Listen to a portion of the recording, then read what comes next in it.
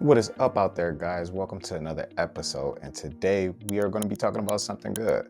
We're going to be talking about effective marketing strategies for product-based businesses in particular. Did you guys know that 80% of businesses, especially product-based businesses, fail due to ineffective marketing strategies? This shows us that most people are probably just creators. They're creating a product or they have a passion for a product and they're not necessarily understanding the marketing or the mechanisms behind what is going to get that product out there and make the sales for you. With over a decade of experience in product-based business and actually marketing a product, a few things that I could definitely say about this is some of the hurdles that a lot of product businesses are going to face and that they do face is one, communicating what your product does and the effectiveness of it to the customer. Two is actually standing out in a mixed crowd where so many people that's doing what you do or offering a similar or better product than you have. And let's be honest, some of the product might not even be as good as yours, but they have the mechanisms to actually make the sales and the volume of that. And then a very third thing is visibility that I see is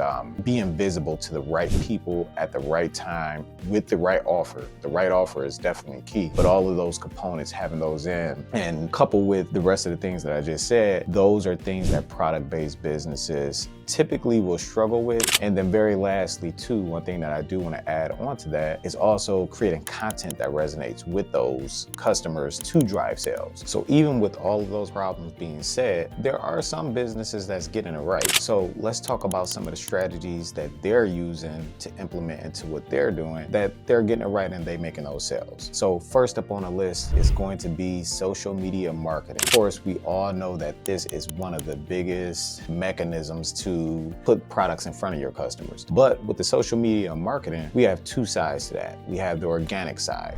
You can do a lot of posting, you can do a lot of organic content, but do know that this is a slower route. And the biggest key with social media marketing, especially if you're going to do it from the organic side, is going to be consistency. That consistency has to be there, whether that's 4 to 5 times a day, 4 to 5 times a week. It has to be some type of cadence within your social media posting to where you're even doing a hashtag research, you're doing a lot of things to put your message in front of the customers organically. And then one thing I also want to couple with that is that you should have a purpose behind each post. No post should just be a post that's doing it just for the sake of doing it. It has to be some post to where you're leading the customer, you're putting a message in front of a customer, you're leading them down a journey to a certain spot to take a certain action. So any post that you make needs to have some type of call to action to get them to purchase. Now the second side of social media marketing is going to be ads. Ads is going to put your message in front of a targeted audience a lot faster than organic would. So social media marketing with paid ads can get you a lot faster than with organic. One thing that I always say is that you should couple the both of those together. You should be still having that you're posting in, but not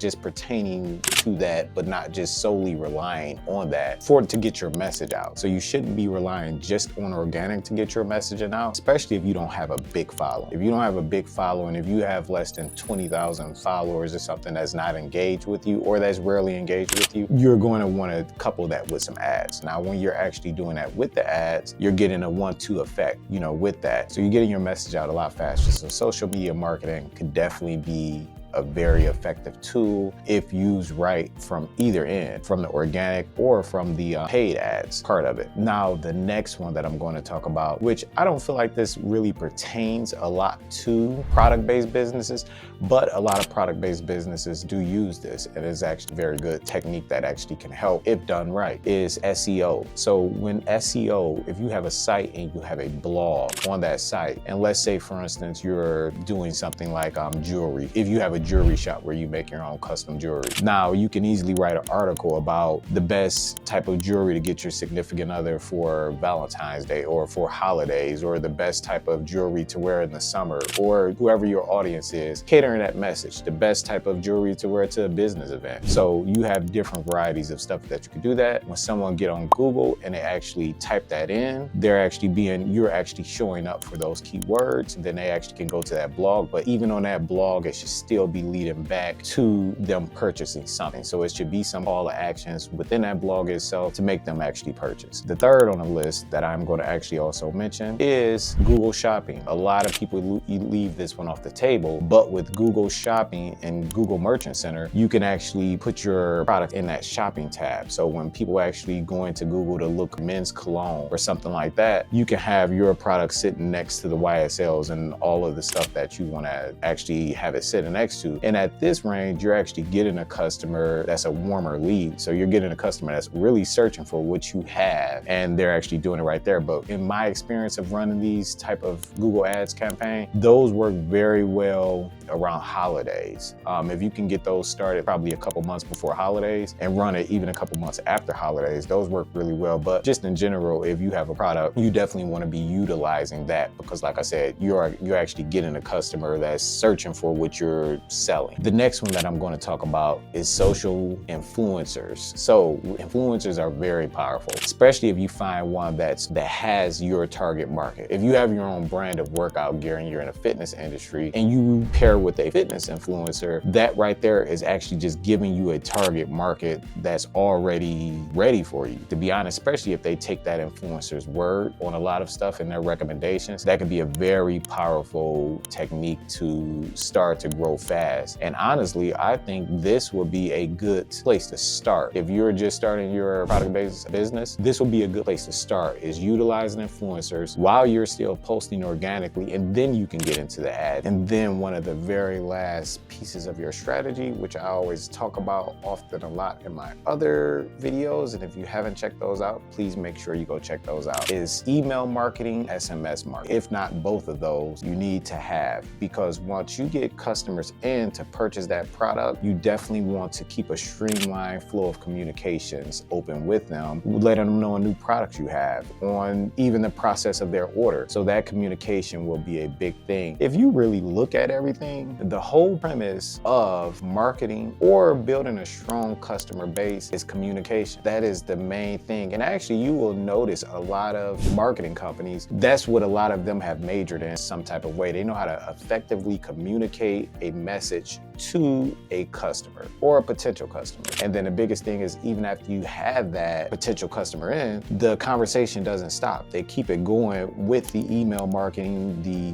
SMS marketing, or however it be, but it still boils down to communication at the end of the day, which you want to be communicating effectively with your customers. So like I said, email marketing and SMS marketing is definitely going to add that knockout blow. So what is the biggest takeaway from this all? Having a right marketing strategy in place can greatly increase your product sales and success within your business. And at the end of the day, it's all about communication. Communicating with the customer, putting the right message in front of the right person at the right time with the right offer will drive those sales. So at the end of the day, you should be doing the social media marketing, SEO if possible, Google Shopping ads, utilizing influencers, and definitely doing email marketing and some form of SMS marketing. Those things right there, when done right, and you don't have to do all of them. Even if you're only picking a couple to do, just doing those in tandem with each other will greatly increase your chances of success in the product-based business world. And if you guys have any experience when it comes to marketing a product, or if you feel like there's anything I might have missed, I definitely would love to hear it in the comments below. And make sure you check out the next video as we're dive deeper into different marketing strategies and different tips on things. So guys, do not forget to like, subscribe, and share this video with your community, especially if you know someone within a product-based business community. Till then, I'm Angelo Austin with Austin Media Group, and as always, be great.